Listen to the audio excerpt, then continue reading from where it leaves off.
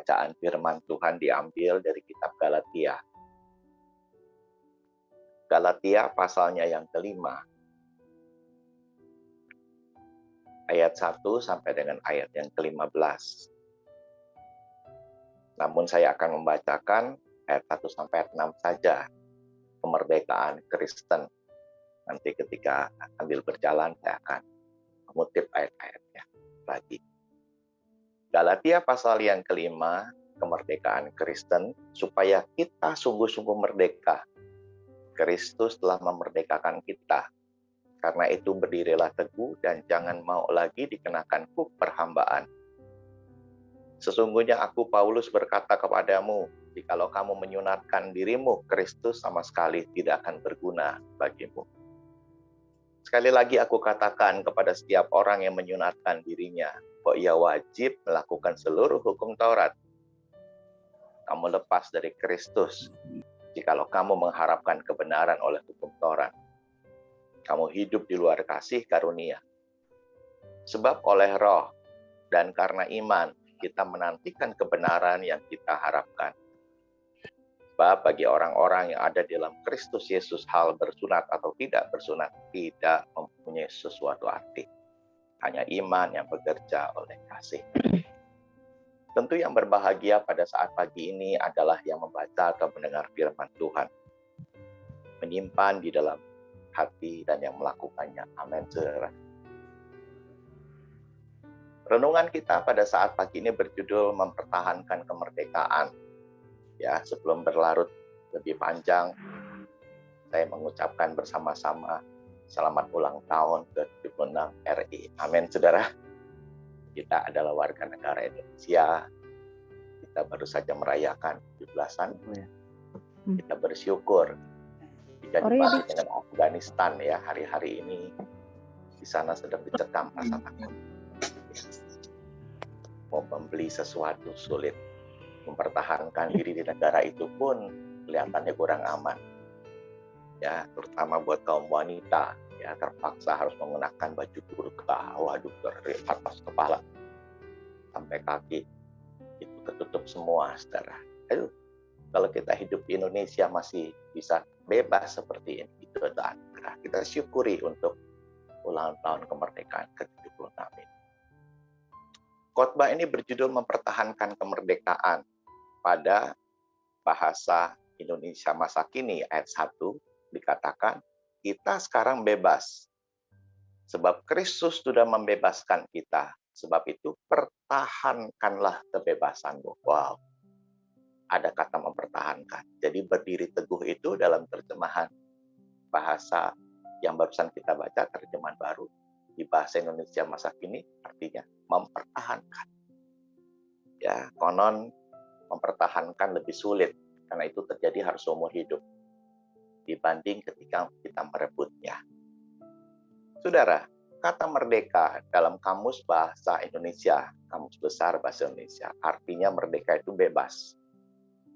Bebas dari perhambaan, bebas dari penjajahan. Dan tidak lagi terkena tuntutan, kita sudah terlepas. Dan kita juga bebas, artinya tidak lagi terikat pada orang lain. Kita tidak lagi bergantung pada siapapun. Tentu dalam hal ini kita bergantungnya kepada Tuhan. Mari sama-sama kita mau belajar ada 3 tindakan mempertahankan kemerdekaan, saudara. Jadi kita yang sudah merdeka secara negara, tanah air, nah secara iman kita juga sudah dimerdekakan ketika kita percaya kepada Yesus, ketika kita menerima Yesus, ketika kita memutuskan untuk bersatu dengan Dia lewat baptisan air, mati dan bangkit bersama dengan Dia. Nah, tapi hidup kita kan masih panjang. Katanya kalau normal 70 tahun. Kalau dikasih 80 udah banyak keluhan, saudara. Ya, 90 aduh katanya udah nyusahin banyak orang. Kita masih panjang. Nah, kita mesti isi. Ya, kita mesti mempertahankan kemerdekaan kita terima. Mari kita mulai, saudara. 3 tindakan mempertahankan kemerdekaan. Pada ayat yang kedua sampai dengan ketiga ada perkataan, jikalau kamu menyunatkan dirimu, Kristus sama sekali tidak akan berguna. Konteks bacaan kita itu soal sunat. Jadi salah satu hukum dari orang Yahudi adalah hukum sunat secara lahiriah. Ya, anak-anak kami pun disunat ketika TK dan SD. Pak, berarti Bapak Yahudi? Bukan. Kita pengikut Kristus, kita tidak di bawah hukum Torah. Tapi kenapa disunat? Itu baik untuk kesehatan. Setelah kami konsultasi dengan beberapa sahabat yang juga mereka ngerti medis, perlu disirkumsisi, disunat. Dan kami lakukan itu. Saudara, sunat hati lebih penting daripada sunat lahiriah. Itu dalam kitab Roma pasal yang ke-29. Tetapi orang Yahudi sejati ialah dia yang tidak nampak keyahudiannya. Dan sunat ialah sunat di dalam hati secara rohani. Bukan secara hurufiah. Maka pujian baginya datang bukan dari manusia, melainkan dari Allah. Jadi hal yang pertama kita mau belajar, tindakan untuk mempertahankan kemerdekaan adalah sunat secara hati. Berarti kalau begitu utamakan sikap hati yang benar. Nah, betapa pentingnya sikap hati yang benar, saudara. Ya, Pendeta Julius Isak mengatakan kalau hati bersih, ya hati bersih maka pikiran bersih. Dan kalau pikiran bersih, tindakan juga bisa bersih. Aduh, betapa pentingnya hati. Makanya kitab Amsal mengatakan jagalah hatimu dengan segala kewaspadaan, karena dari situ, dari hati itu akan memancar kehidupan. Jadi saya ingat ya, Opa kan sudah umur 82 tahun. Bapak Pendeta Julius. Dia berkata, kalau hati bersih, pasti pikiran bersih. Dan kalau pikiran bersih, pasti tindakan bersih. Jadi kalau kita balik tindakannya kotor, pasti pikirannya kotor. Kalau pikirannya kotor, pasti hatinya kotor. Aduh, wah serem juga, saudara. Nah, ini buat kita adalah hal yang sangat penting. Utamakan sikap hati yang benar. Sikap hati yang seperti apa? Saya merunutkan kalimat ini. Yang pertama adalah kita memelihara hati agar tidak busuk, saudara.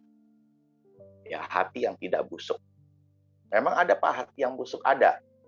Pendeta Dani Tumiwa mengatakan tanda hati yang busuk. Kita busuk apa enggak nih? Ini ada tandanya. Orang yang hatinya busuk senang ngedengar orang lain susah. Dan jadi susah kalau mendengar orang lain senang, saudara. Ya, berarti hati kita tuh nggak beres. Karena Alkitab mengatakan bersama dengan orang yang sukacita, ikutlah sukacita. Bersama dengan orang yang sedih, menangislah dengan mereka. Jadi itu yang Tuhan ajar. Tapi orang yang hatinya busuk nggak bisa seperti itu. Dia senang kalau ngedengar orang lain susah. Dan dia jadi susah kalau ngedengar orang lain sedih. Nah, mudah-mudahan hati kita nggak busuk. Dulu saya punya tetangga di depan rumah, saudara. Waduh, semakin kaya, saudara. Nambah lagi mobil. Dan waktu saya nyapu di loteng, saya ngelihat mobil yang paling baru datang. Dan itu bisa dibuka ke atas pintunya, saudara. Biasa kan ke samping, ini ke atas, saudara. Kayak mobil Batman. Saudara, saya buru-buru turun dan menjumpai istri saya di dapur. Dan saya berkata, "Mah, tetangga kita, Mah, punya mobil yang keempat. Itu seperti mobil Batman, pintunya dibuka ke atas, saudara." Istri saya di dapur, ya dengan tenang, dia berkata, "Emang kenapa?" Ya, saya bilang namanya juga kerja di bea cukai, saya bilang. Saudara, istri saya tidak meladeni panjang lebar karena mungkin sedang masak. Dan akhirnya kemudian saya naik melanjutkan pekerjaan saya. Tidak damai. Sampai satu saat kemudian saya masuk ke kamar dan saya berdoa. Saya bilang, "Tuhan, kenapa kok jadi nggak damai? Ini ada apa?" Saya bilang, "Jangan seperti ini Tuhan, saya sangat tersiksa." Tuhan bicara. Ngomong kalau saya salah. Kemudian di dalam keheningan, Roh Kudus di dalam saya menyampaikan sesuatu. Dia bilang, "Hendy, apa urusanmu dengan orang itu?" Wow. "Apa urusanmu dengan tetanggamu itu yang punya mobil keempat?" Lalu kemudian kalimat selanjutnya, "Apa kamu hidup lebih benar dari dia?" Wow. Saya kaget, saudara. Kecemburuan saya, iri hati saya, keponya saya terhadap milik orang lain ternyata ditegur sama Tuhan. "Apa kamu hidup lebih benar dari orang itu?" Aduh, saudara, ya, saya bersalah di hadapan Tuhan atas sikap saya, tanda petik. Ternyata hati saya tidak baik, hati saya itu busuk. Apalagi sampai nyebut-nyebut profesi pekerjaan. Saudara, kemudian Roh Kudus membimbing saya untuk saya membuat pendamaian ke istri saya, saudara. Jadi bukan ke tetangga saya, kan nggak ada persoalan langsung. Jadi saya ke dapur dan saya berkata, "Mas, sorry yang tadi." "Kenapa?" Ya saya bilang, "Ya tetangga kita punya mobil seperti mobil Batman." Dia bilang, "Saya salah." Istri saya kemudian berseloroh, dia berkata, "Baru nyadar ya salah." Saya bilang, "Iya Mas, emang saya salah." Dia ketawa, saudara. Ya, saya udah bisa melayani orang lain, bisa khotbah. Ternyata saya tidak bisa menjaga hati saya. Masih dalam hal yang sama, hati kita tidak boleh sombong, saudara. Kitab Amsal mengingatkan kalau kita sombong, kita bisa jatuh. Ya jatuh nggak ke atas, pasti ke bawah. Dan orang yang jatuh pasti sakit. Dan kalau kita sombong, dikatakan kitab Amsal, kita pasti hancur. Jadi orang yang sombong tidak bawa persatuan. Pasti dia akan bawa perpecahan. Sikap hati yang tidak rendah hati atau hati yang sombong, itu akan sedikit temannya, saudara. Di mana-mana kalau kita rendah hati, banyak teman, saudara. Tapi kalau kita sombong, kita sikap hati berikutnya yang ketiga adalah yang kita perlu supaya kita miliki adalah hati yang penuh dengan belas kasihan. Ya, kalau kita punya hati belas kasihan, pasti nggak akan tahan melihat orang lain susah. Nggak akan berlipat tangan ini menggenggam kuat, nggak akan bisa. Selalu mau nolong. Ya, nggak akan bisa menahan mulut untuk memberikan penghiburan kekuatan. Kalau kita punya waktu, nggak akan bisa menahan diri untuk bisa menjenguk, menemani saudara. Bahkan kita nggak akan bisa tidur nyenyak sebelum mendengar perkembangan progres daripada kesehatannya, perkembangan pemulihan rumah tangganya. Kenapa? Karena ada belas kasihan. Ya, sampai kita menyadari kita nggak mikirin lagi diri kita, saudara. Jadi nggak lagi egois. Jadi memang belas kasihan dan egois ini akan selalu bertolak belakang. Nah, berikutnya, saudara, hati yang seperti apa yang kita minta supaya kita punya sikap hati yang benar, yaitu hati yang penuh kerelaan. Nah, kalau hati penuh kerelaan, apapun yang terjadi di masa-masa pandemi seperti sekarang, ya, di tempat kami pengurus, ya sudah banyak yang cerita bahwa penghasilannya merosot. Ya, ada yang terpaksa mesti kena potong gaji, saudara. Ya, tapi sikap kita gimana? Memang keadaan seperti ini, bukan hanya kita, tapi seluruh Indonesia, dan bukan hanya Indonesia, tapi seluruh Asia, bahkan seluruh dunia menghadapi persoalan yang sama. Akibat pandemi ikut mempengaruhi sisi-sisi ekonomi. Ya, lalu apa yang kita mesti lakukan? Kita mesti lakukan adalah kerelaan.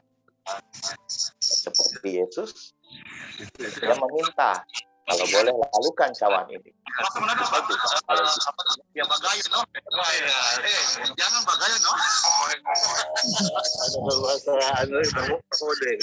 Jangan bahode, no? Suara yang belum di-mute. Ya, jadi ketika Yesus minta, kalau boleh lakukan cawan ini. Kita juga berdoa, kalau bisa nggak kena COVID, kalau bisa nggak sampai bangkrut atau kena PHK. Tapi kenyataannya kan kita tidak bisa cegah. Ya, sampai ada sekeluarga kena COVID, bahkan kehilangan satu anggota keluarga harus meninggal. Ya, tapi apa sikap Yesus ketika dia berdoa selanjutnya? Dia berkata, bukanlah kehendakku ya Bapa, tapi kehendak. Nah, kerelaanlah yang membuat kita setuju pada rencana Tuhan. Setuju pada kehendak Tuhan. Setuju pada kedaulatan Tuhan. Karena apa yang Tuhan izinkan terjadi, pasti itu yang terbaik juga buat kita.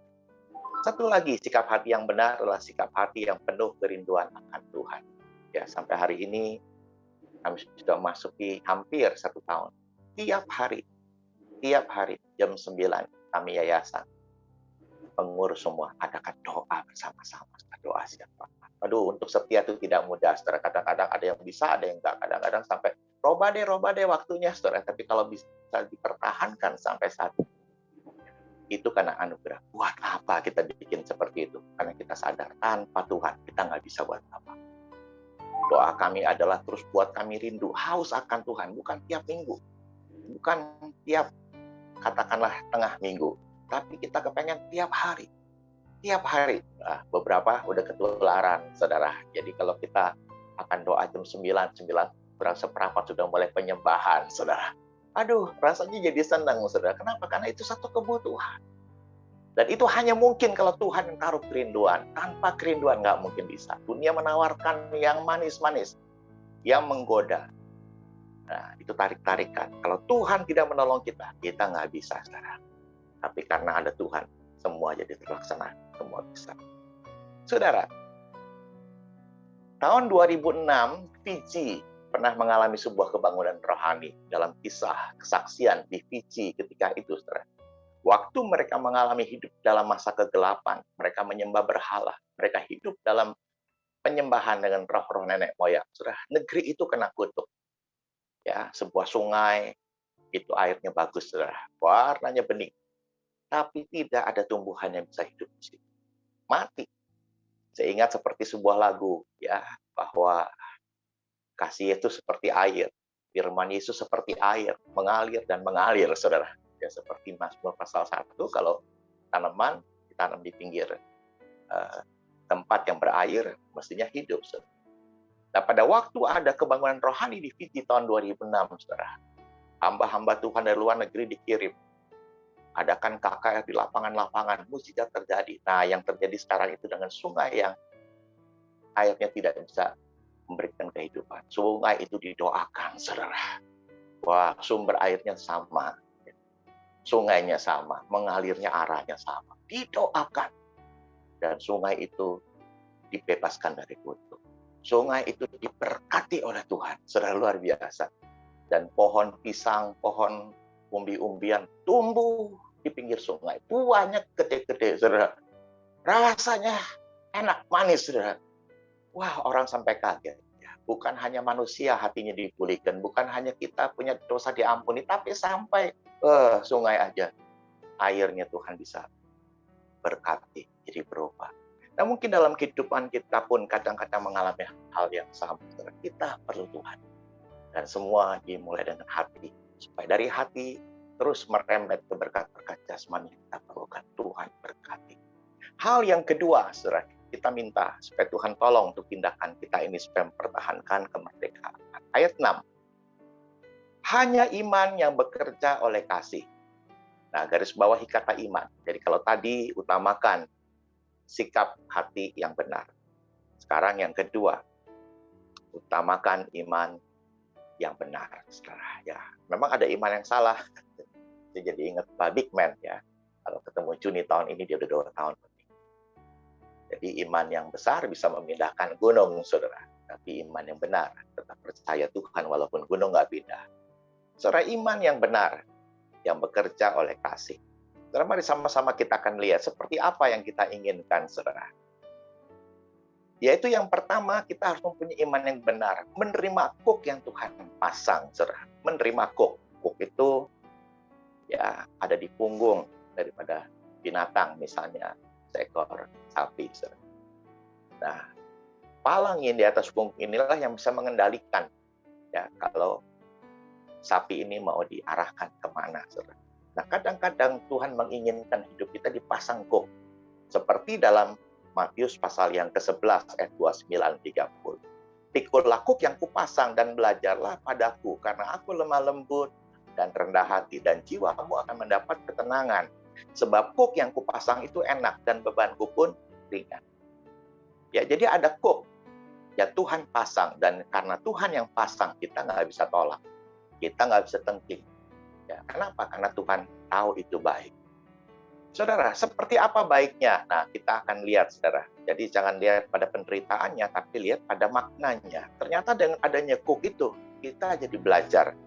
Ya, ada kata belajar pada ayat yang ke-29, Matius 11. Nah, dengan adanya kuk itu, kita jadi lemah lembut. Semula, keras hati, saudara. Sulit untuk dinasehati. Kalau dengar firman Tuhan, saudara, nggak mudah percaya. Tapi dengan adanya kuk, penderitaan, kesulitan, membuat hati kita berubah jadi lembut. Sehingga Tuhan mudah arahkan kita, ubah hidup kita. Nah, dengan adanya kuk yang dari Tuhan, kita jadi semakin rendah hati, saudara. Bisa hargain orang lain. Bisa menghormati Tuhan dengan cara yang sangat baik. Dan kemudian dengan kuk yang Tuhan pasang, kita bisa hidup damai sejahtera. Saudara, kita nggak minta dipasang kuk, tapi Tuhan lihat, ini aku harus kasih kuk. Kenapa? Karena ini harus mendidik orang. Nah, kadang-kadang memang ini bertentangan dengan doa kita. Kita mintanya berkat, tapi malah yang ada adalah didikan yang keras. Tapi lagi sekali jangan marah, jangan tawar hati. Coba sikapi seperti tadi. Kita mau belajar ya, kita mau belajar juga hati kita supaya tambah lembut, kita tambah rendah hati. Dan biarkan ikuti Tuhan mau apa, ikuti aja. Belajar syukur dan berserah. Ya, dulu ketika di kantor kami ada persekutuan doa, ya kami bergabung dengan teman-teman dari kantor lain yang datang ikut ibadah bersama dengan kami. Kami kenal seorang bapak, sebut aja namanya Bapak Rudi. Dia sudah menikah, tidak bisa punya anak setelah 12 tahun. Satu saat ketika saya sudah tidak bekerja, saya diundang melayani di kantor dia. Ternyata dia udah punya persekutuan kantor. Dan waktu dia datang, menghampiri saya, Pak Hendy, thank you loh, mau melayani di sini. Ya, saya bilang sama-sama. Pak, saya sampai nggak kasih tahu Bapak kalau saya udah punya anak. Wow, saudara. Saya kaget, saudara. Dia udah punya anak. Jadi saya berpikir, udah lama kalau gitu kita nggak ketemu, saudara. Anaknya sudah hampir remaja. Puji Tuhan, saya bilang, syukur. Ya, itu kan doa Pak Hendy juga. Berapa kali saya minta didoakan Pak Hendy, tumpangi tangan. Saya bilang, nggak hanya saya. Ada banyak orang mendoakan. Saudara, karena saya juga sering melayani di situ, dia 3-4 kali per tahun. Satu waktu, dia minta waktu untuk saya tidak pulang dulu, dan dia cerita bahwa dia punya masalah dengan anak. Nah, anaknya ternyata di belakang punggung itu banyak sekali biang keringat. Dan pada waktu dia melihat, dia kaget, saudara. Ternyata itu berwarna gemplek-gemplek seperti telapak tangan warnanya ungu. Dan kalau dia pegang, anaknya berteriak, "Papi jangan, itu sakit." Aduh, saudara. Akhirnya dia putuskan dia ke dokter ahli, saudara, kulit dan kelamin. Dan dokter ahli berkata, Pak, saya tidak bisa, ini bukan domain saya. Bapak harus bawa ke dokter ahli darah, karena ini pasti hubungannya ke darah. Nah, hari itu dia berdoa kepada saya, karena dia bilang, Pak, hari Senin saya akan bawa anak saya untuk ke Jakarta, ke UI, untuk periksa di hematologi. Dia berdoa supaya tidak terjadi apa-apa. Saudara, nah kemudian saya doakan dia, dan lain waktu kemudian saya telepon. Dia bilang, gimana Pak hasilnya? Aduh, dia bilang, di telepon dia menangis, saudara. Dia bilang, iya Pak. Maaf, saya bilang, kalau situasi nggak tepat, saya telepon. Enggak Pak Hendy, saya mesti ngomong. Saya nggak kuat. Dia bilang, ya, saya bilang cerita. Tahu nggak Pak, profesornya bilang itu tanda kalau anak saya akan kena kanker darah. Saudara, waduh, dengar-dengar gitu juga kaget, saudara. Jadi bukan biang keringat biasa, tapi berwarna ungu seperti telapak tangan ditaruh, saudara. Dan ternyata dikatakan itu potensi bisa menyebabkan kanker darah. Dan waktu itulah kami berdoa. Kami berdoa, dan saya khusus bisa menemui dia di kantor. Juga kita berdoa. Saudara, waktu itu kemudian dia cerita ke saya, dia bilang, Pak, apa ini teguran dari Tuhan? Oh, saya bilang, teguran apa ya Pak? Kan ingat nggak Pak Hendy dulu? Saya untuk mendapatkan anak ini, tiap hari sebelum berangkat kerja, saya ke chapel, yang memang ini sahabat kita Katolik, saudara. Jadi sebelum berangkat kerja, ke gereja, berlutut suami istri, saudara. Jadi untuk mendapat anak ini mereka begitu setia. Dan dia berkata, apa saya ditegur sama Tuhan sejak adanya Stephen anak saya nggak pernah lagi kalau mau berangkat ke kantor, ke gereja dulu, nggak pernah. Kenapa? Karena saya ngerasa udah dikasih. Apa ini teguran? Nah, saya bilang, Pak, saya nggak menjawabnya. Yang penting sekarang ya sudah. Kalau Bapak rasa ada dorongan yang kuat sekarang ke chapel lagi sebelum berangkat. Saya bilang, aku kan. Iya Pak, ini udah seminggu ini kami suami istri ke chapel Pak. Saya bilang, puji Tuhan. Dan dia minta didoakan untuk hasil risetnya supaya tidak kanker darah, ya. Karena itu kan prediksinya. Ya, singkat kata, pada waktu kami berdoa dan berdoa hasilnya keluar.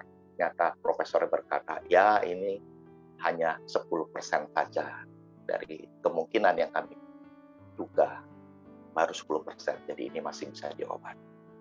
Saudara, sahabat saya berkata, Pak, kenapa enggak 100% Tuhan buat mujizat? Ya, saya bilang ada kalanya 10% itu menguji ketaatan kita, kerendahan hati kita, kesungguhan. Pak, potensi bisa nggak Pak? Jadi 0%. Nggak ada lagi penyakit. Sebelum bagi Tuhan tidak ada yang mustahil. Mendidik kita supaya kita belajar semakin lembut hati, rendah hati, dan semakin memiliki damai Tuhan. Saudara, kuk yang kedua adalah kuk Mesir yang kita mesti tanggalkan. Tadi kuk Tuhan yang Tuhan pasang, jangan ditolak. Tapi kuk Mesir harus ditanggalkan. 1 Korintus pasal yang ke-10 ayat 1-12. Perjalanan umat Israel menjadi teladan buat kita. Apa yang dibuang? Apa yang terjadi dengan umat Israel? Yang pertama, jangan ada penyembahan berhala. Yang kedua, jangan melakukan percabulan. Yang ketiga, jangan mencobai Tuhan. Yang keempat, jangan bersungut-sungut. Jadi mari kita mau belajar, tanggalkan kuk Mesir. Katanya memang keluar dari Mesir, saudara. Itu butuh semalam. Ya, mereka udah keluar dari Mesir. Tapi mengeluarkan Mesir, tabiat-tabiat lama di dalam hati orang Israel, itu butuh proses waktu 40 tahun. Itu pun gak cukup, saudara. Jadi ketika kita dibaptis bukan berarti semua sudah selesai dengan tabiat lama kita. Enggak, kita mesti berjuang dari hari ke hari. Bahkan berperang untuk mengalahkan tabiat lama. Dan itu adalah suatu proses. Nah seperti ini, itu adalah kuk Mesir. Kita mesti tanggalkan penyembahan berhala. Ya, mungkin kita dari tradisi agama lama. Ya, ada sesembahan, ada persekutuan dengan roh-roh orang mati. Itu nggak boleh lagi. Dengan percabulan, aduh ada satu pemimpin pujian, nangis-nangis, dia berkata, Pak Hendy, tolong saya supaya saya terlepas dari dosa ini. Dia bilang, dosa apa Pak? Pornografi, dia bilang. Aduh saudara, sampai dia bilang, saya udah terikat Pak, saya udah parah. Ya, kita doa. Saudara, dosa percabulan, pornografi ini tidak hanya milik orang dunia. Di kalangan anak Tuhan, rohaniwan sekalipun. Aduh teman saya di Bogor, saudara. Ya, sampai dia berkata, Pak, akhirnya kami lakukan sesuatu yang mungkin menyinggung gembala kami. Seringkali kami berkata, Pak, kenapa Bapak kalau di kantor gereja sampai malam-malam? Oh, nggak apa-apa, saya beresin administrasi gereja. Nah, ini pendetanya gaptek, saudara. Jadi ketika nggak ada pendetanya, saudara, nah teman-teman ini yang jago-jago IT masuk ke kantor gereja dan ngebuka, ternyata ada historinya, saudara. Wah, gembala itu tiap malam rupanya awet, ada di kantor berlama-lama, dia nonton video porno, saudara.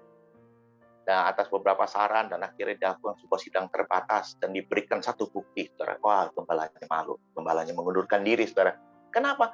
Ya ampun, pornografi sampai masuk bukan hanya di kalangan Kristen, sampai di kepemimpin, saudara. Aduh, mengerikan sekali. Nah, Tuhan mau supaya ini ditanggalkan. Lepaskan segala ikatan. Ya, dan jangan mencobai Tuhan, jangan bersungut-sungut, saudara. Ya.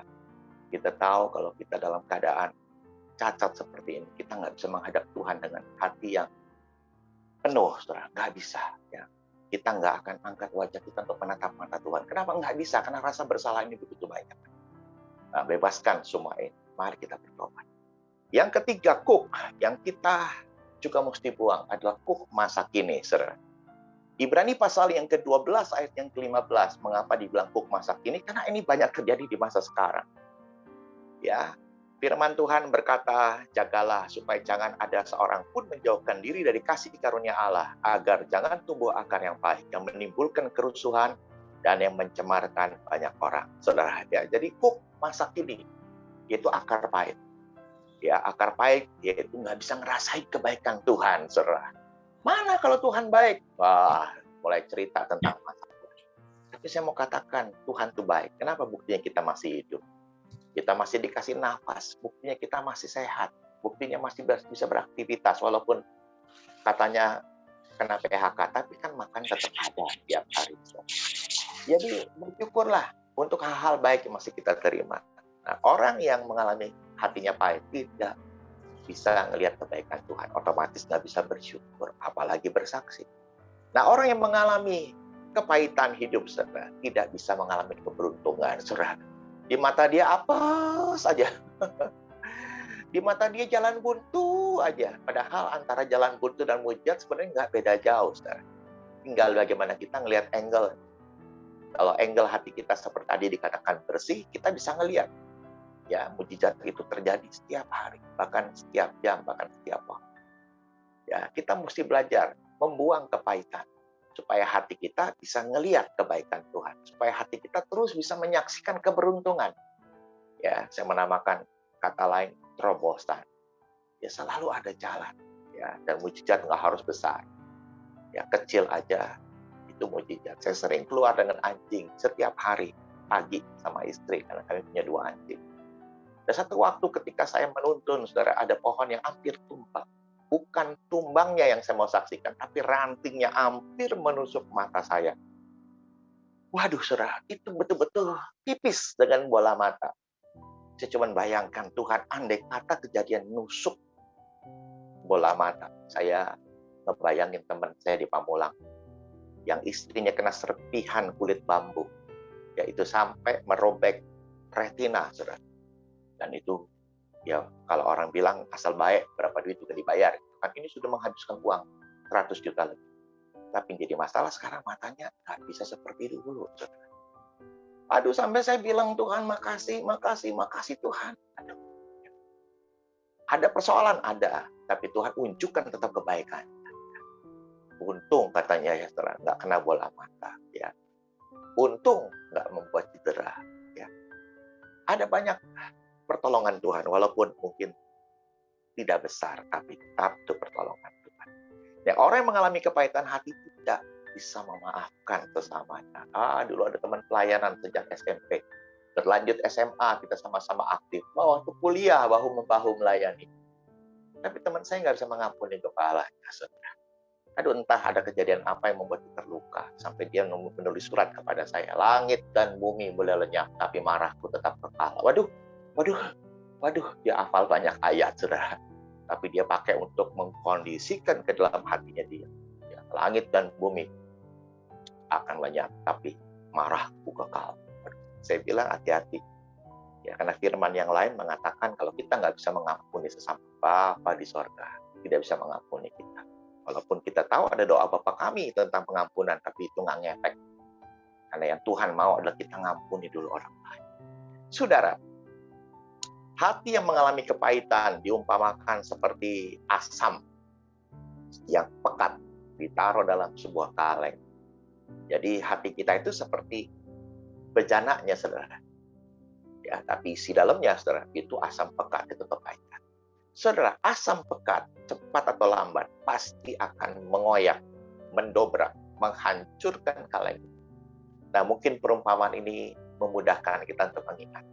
Saudara dalam keadaan baik hari ini, tapi menyimpan kepahitan untuk besok, lusa, dan seterusnya. Hati-hati, hidup kita pasti jebol, Ya, paling miris kalau jebolnya adalah fisik. Ya, muncul banyak penyakit karena suasana hati tidak bisa mengampuni. Ya, sampai ada seorang dokter bilang kalau kanker mah seringkali ada karena sakit hati, Pak. Wah, ya ini onkologi, ya dokter ahli kanker dia bilang.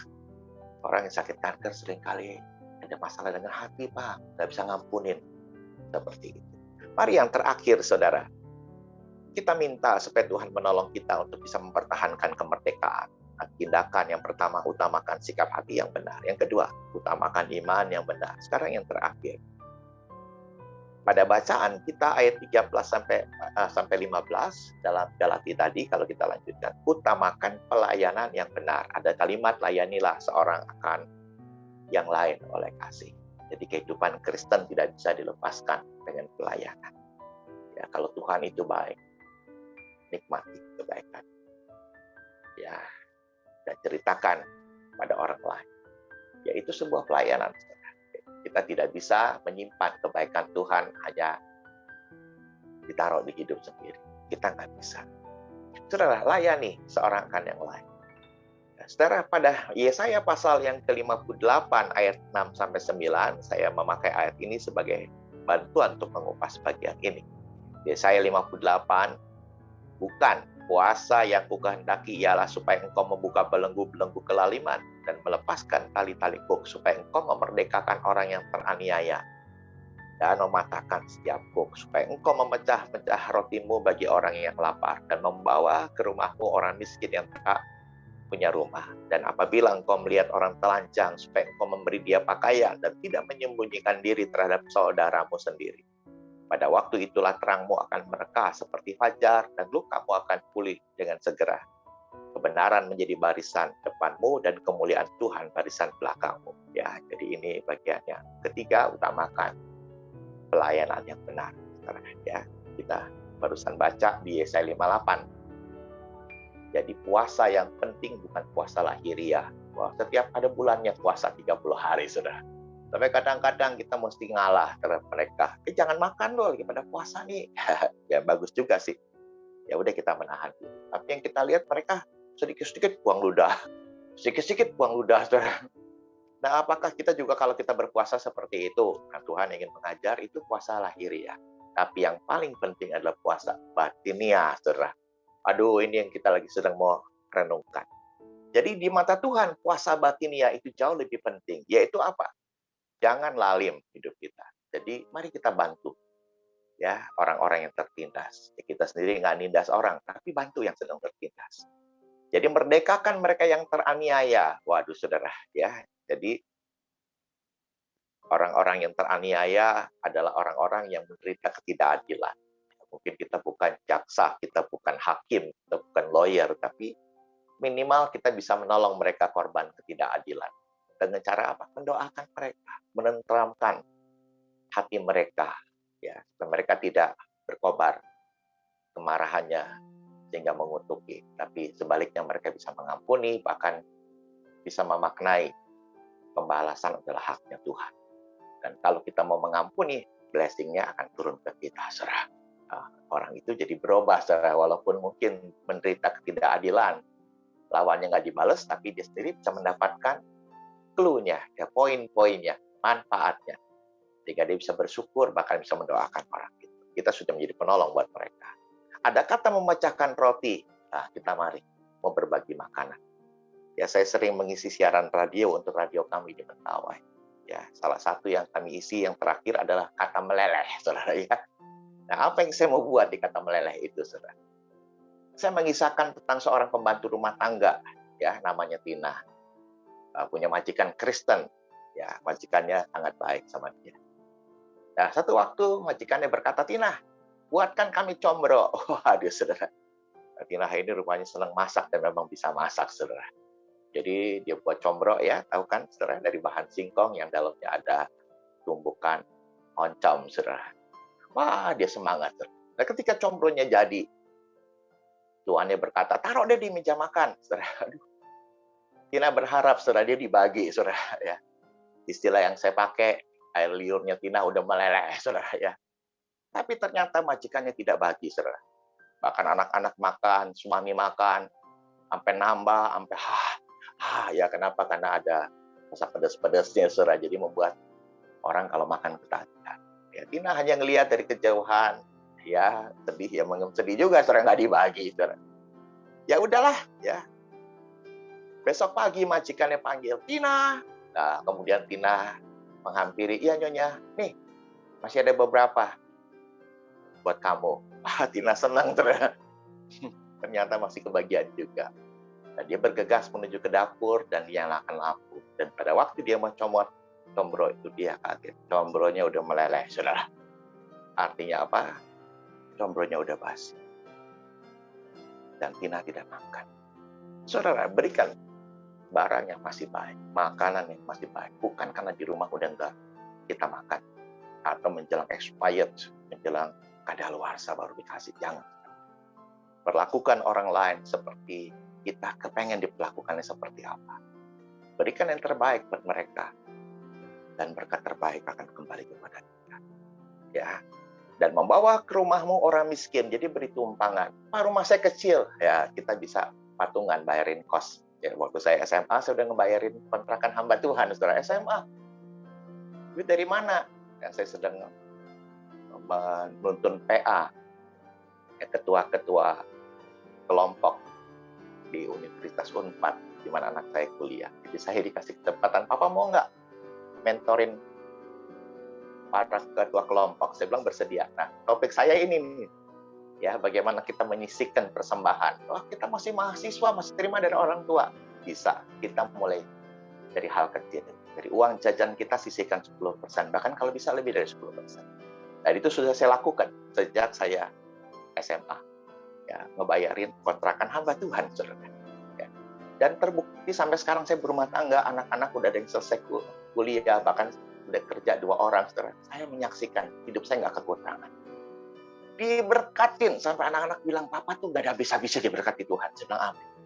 Tapi jangan lupa papa juga memulainya sejak dini, sejak SMA. Jadi kalau kita nggak memulainya sejak dini, nggak mungkin bisa melakukan hal-hal besar di kemudian hari. Masih dalam hal yang sama, kita juga mesti menolong ketika melihat orang yang telanjang, beri mereka pakaian. Wah, saudara, mari. Kita mungkin banyak baju yang di dalam WFH ini banyak nggak dipakai, saudara ya, karena nggak ke kantor-kantor, saudara. Ya bajunya begitu banyak, mari berikan baju layak pakai buat mereka yang tidak punya baju. Ya ada masuk manusia gerobak di pinggir jalan, kalau sore mereka nunggu makanan, mereka dikasih baju, mereka senang sekali. Saudara. Ya, saya belajar ya Pak Nathan, ya teman di daerah Cengkareng. Wah, dia punya loker di gerejanya. Jadi kalau ada jemaat punya sepatu layak pakai, masukin loker itu.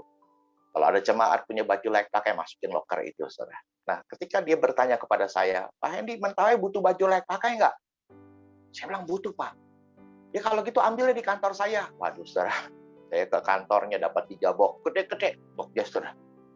Tapi yang membuat saya kaget ketika saya buka box itu, saudara. Itu baju layak pakai. Itu seperti baju baru. Itu udah di laundry. Harum. Dan satu persatu dimasukin plastik kaca, saudara. Jadi ketika saya ngelihat, aduh sampai saya kaget, Tuhan. Ada banyak cara orang mempersembahkan baju layak pakai. Ada yang ditumpuk kayak sampah. Tapi ini caranya berbeda, saudara. Jadi dia laundry, dia disetrikain rapi, saudara. Wah, parfumnya wangi. Dikasih plastik kaca. Saya bilang ini cara. Memberi juga sama, ada dilipat-lipat, kucek-kucek, masukin, yang penting kan persembahan. Yang penting kan ngasih. Tapi ada yang betul-betul duit baru. Ini soal hati, saudara. Nah, Tuhan mau kita juga berbagi baju dengan cara yang lain. Yang terakhir, saudara, kita tidak boleh menyembunyikan diri terhadap saudara kita. Jadi bantu siapa saja tanpa rasa malu. Ya, jadi seolah-olah nanti apa kata orang, nanti saya dibilang orang kaya. Lakukan aja seperti untuk Tuhan dan bukan untuk manusia. Saudara, saya percaya apa yang kita sharingkan hari ini adalah kebutuhan kita hari-hari. Kita sudah merdeka, amin, baik di Indonesia maupun sudah dimerdekakan dari dosa. Tapi PR-nya adalah mengisi kemerdekaan, mempertahankan kemerdekaan. Ya, kita sudah belajar hari ini, utamakan hati yang bersih, utamakan iman yang benar, utamakan pelayanan yang benar. Mari sama-sama kita berdoa secara firman Tuhan. Kami mengucap syukur Tuhan sekali lagi buat Indonesia yang merdeka sudah 76 tahun. Kami hidup di negara ini, negara yang subur, negara yang indah, negara yang makmur. Tuhan, kami bersyukur hidup di Indonesia ini bisa mengenal Tuhan. Dan bahkan kami boleh diselamatkan di Indonesia. Buat hidup kami bukan hanya hidup hanya untuk diri sendiri. Tapi kami hidup bisa jadi berkat buat banyak orang. Itu sebabnya Roh Kudus tuntun kami supaya kami memiliki hati yang benar. Supaya kami memiliki kehidupan yang di dalam hal ini Tuhan, sungguh-sungguh kami juga boleh memiliki iman yang benar. Dan kami melayani Tuhan dengan cara yang benar. Biarlah satu saat kami boleh melihat apa yang kami tabur, kami akan tuai kembali. Dan semua masa-masa di mana kami mungkin pernah mengeluh, pernah susah, pernah mencucurkan air mata, ada masa sukacita yang akan kami terima. Itu sebabnya Tuhan berkati siapapun kami yang sedang mendengar firman Tuhan pada saat pagi. Nah, Tuhan mari, Kau jamah kami. Di dalam nama Yesus, kami mau berubah, kami mau bertumbuh, kami mau berbuah. Berkati jemaat segala dalam nama Tuhan Yesus Kristus. Haleluya. Amin.